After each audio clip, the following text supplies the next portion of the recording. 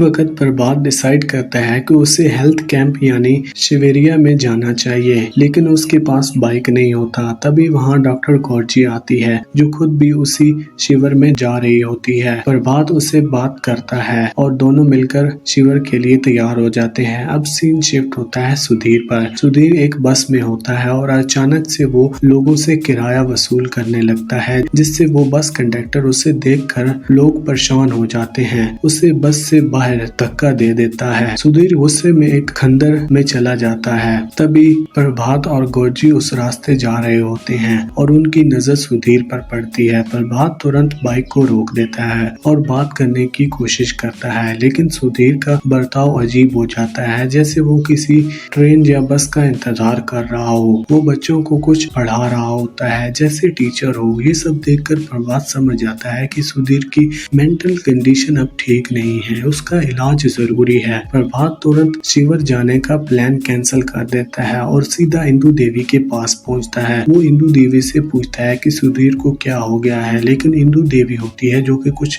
मानने को तैयार ही नहीं होती। तो प्रभात उससे सच बता देता है, तुम्हारा बेटा मेंटली अनस्टेबल है, इसका इलाज जरूरी है। लेकिन इंदु देवी कहती है, ये बात किसी से मत कहना, अगर लोगों को पता चला तो वो उसे पागल समझेंगे और फिर से उसे झूठा बुलाएंगे, वो पढ़ाई भी नहीं कर पाएगा। ये सुनकर प्रभात का दिमाग घूम जाता है। उसने कहा, मैं अपने कॉलेज में टॉप किया था, गोल्ड मेडल जीता था, मैं चाहता तो यूके यूएसए कहीं भी जाकर किसी बड़े ऑफिस में नौकरी कर सकता था, लेकिन वहाँ पहले से ही बहुत ज्यादा डॉक्टर हैं, लेकिन देहात में कहीं भी डॉक्टर नहीं होता। तभी अचानक हम देखते हैं कि सुधीर भागता हुआ आता है और घर के बाहर बैठे साधु पर पत्थर मारने लगता है। फिर पता चलता है कि ये साधु बाबा सुधीर का पिताजी हैं, जो कुछ साल पहले घर छोड़कर चले गए थे। वो पहले कंडक्टर भी थे और टीचर भी थे। सुधीर अपने पापा को देखकर ही वैसा बन गया था और धीरे धीरे उसकी मेंटल कंडीशन बिगड़ने लगी थी। इंदु देवी अपने पति पर चिल्ला रही होती है, जब छोड़कर चले गए थे तो साधु बनकर वापस क्यों आए हो? सुधीर के पापा कहते हैं, मैं तभी साधु बन सकता था जब मैं अपने घर से पहली भिक्षा ले लूं, इसलिए मैं यहाँ रुका हूँ। प्रभात चाहता है कि अब इंदु देवी अपने बेटे सुधीर के पास ले आए